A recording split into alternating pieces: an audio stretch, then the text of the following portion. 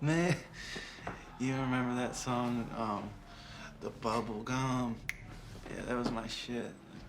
Laffy Taffy. Yeah, my cousin used to always play that shit.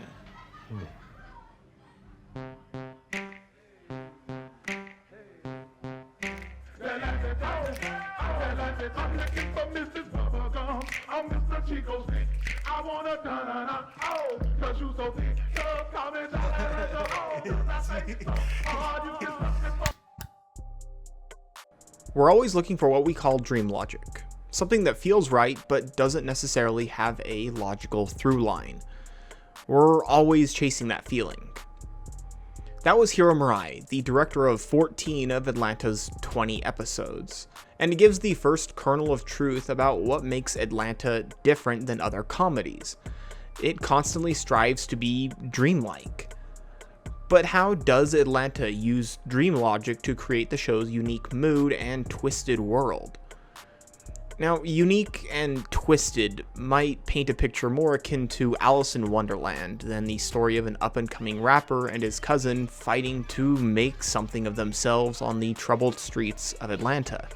While the world may be set in a hyper-real version of today's America, the comparisons to Alice in Wonderland aren't too far off. Because in its creation, Atlanta took influence from the twisted fairy tale, reincorporating its playfulness and underlying tension that made childhood movies like it so memorable and complex. Achieving that atmosphere is not something that just happens. It's an atmosphere largely reliant on two distinct elements that reinforce each other and have characterized the mood for the series as a whole: surrealism and tension. While both play their part in the world and atmosphere, it's typically the surreal circumstances that the crew get in that we remember. I'm sorry, was he here the whole time? He was standing right next to me? Some of the dreamlike moments inject surreal qualities into very real situations, but it's the truth behind those exaggerations that make them stick. At its heart, Atlanta is about the world we live in, and the unique veracity that each person brings to it. The truth behind those lines seems out of the ordinary, or even surreal at times, because they, in truth, are our lives and our world, which is made up of equally interesting, odd, and crazy people.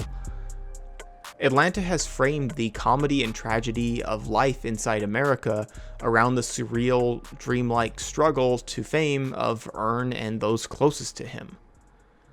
It might seem easy to pass off the surreal elements in Atlanta's dream logic as just weird circumstances or odd characters for show, but every scene, situation, or conflict is born from something real. While most comedy shows place their events in an ideal version of the real world, still depicting challenges but within a set of constraints, showing reality is an entirely different beast. Atlanta gives us the world how it is, not how we want to perceive it or one that is conducive to the characters. Atlanta doesn't cater to the problems of its characters. Things happen to them and they must react. That, I feel, is the real core of what makes it feel so different than other shows and so surreal. Because so few shows set their stage with the realism that Atlanta does. Each story is rife with racism, sexism, sexual orientation, and social status, just to name a few. In a time when political and social views are so divisive and polarizing, the most surreal aspect of Atlanta is how serious it takes those struggles and its impact on nearly every aspect of our characters' lives. Being a comedy, none of the realism or surrealism would function without tension. Now, tension is not about suspense, it's about creating a satisfying payoff. There's a lot of overlap between comedy and horror because they're both milking tension and then delivering a punchline. The same mixture of comedy and horror is what makes the movie like Fargo work so well. Established as a dark comedy, traditional comedic elements are almost nowhere in sight. That's because the tension that's developed through relationships, conflict, or fate do not play into expected outcomes of where that release should be given. Instead, the tension is released by the unexpected, taking the audience off guard by relieving that tension with either an amusing or startling situation that the viewer didn't see coming. Where the expected release between two fighting outlaws would be a straightforward confrontation, the viewer is only treated to the aftermath. A bloody wood chipper placed in center frame leaves the audience to pick up the pieces and ponder the absurdity of the events that connect A to B. Doing this only perpetuates the tension, keeping an audience on edge about when or how the next release might come. Whether it's a comedic punchline, a horror punchline, or even a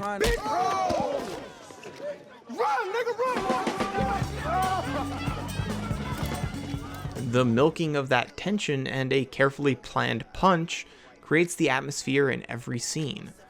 However, Atlanta uses a continual tension to break tradition of an expected setup and payoff. By doing this, they're able to keep the tension coming by doing one thing: removing the buildup. In lieu of a buildup, Atlanta makes use of subtly introducing elements that will later be reintroduced. How each of these elements get reintroduced give us a payoff and lean the atmosphere to a more comedic or horror tone depending on the delivery.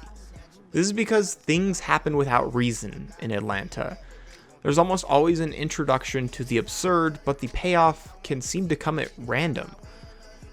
For example, the episode The Club introduces the invisible car with a joke that Darius actually believes the Instagram picture is real, only to have it come crashing through a crowd near the end of the episode, using comedy as the payoff, undercutting the reality of the situation.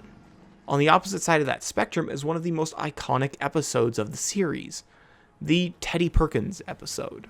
Introduced like any other character-focused episode, this one puts Darius in center stage on his way to pick up a piano. However, along the way, these same elements of dream logic used throughout the series for comedy are twisted to embrace horror. When introducing the character of Teddy Perkins, a once great musician now turned away from the world, the audience is also introduced to his brother, who the viewer expects to be Teddy's alter ego. Take care of him. He developed a rare skin condition. He can no longer go in the sunlight. The payoff for this introduction comes when Darius finds Teddy's actual brother trapped in the basement. In every episode, you see both horror and comedy, each landing on a different point of the scale. No two episodes have the same atmosphere, and in the end, it's that same variety that allows the show to constantly bounce around between horror and comedy, and that lends itself to the show's constant feeling of unpredictability. You never know what type of episode you're watching until it's over. In a way, the dream logic that we see throughout Atlanta is less about the mysteries of the unknown or the odd, but instead of looking in a mirror to see what we are not comfortable with, finding tension with what we see staring back at us, unpredictability. The world of Atlanta is not unlike our own, with all the disruptions that exist in our society right now.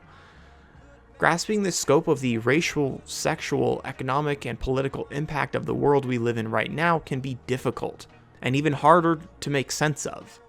What Atlanta does is put our world into perspective.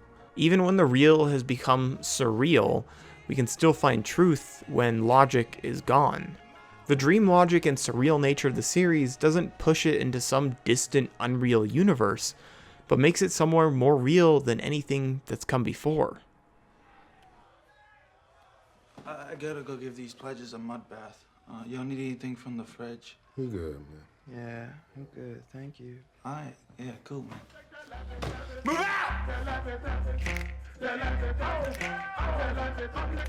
Thank you very much for watching. This is a topic and a show that I've been wanting to talk about for a long time, and I'm glad that I finally had a chance to share that with you. If you like what you watch, please consider subscribing or even check out my Patreon at patreon.com/pixel.report, where my first 20 supporters will be forever mentioned in my credits, no matter how much they donate. Until next video, I want to thank you very much. This has been Devin J, and this is Pixel Report.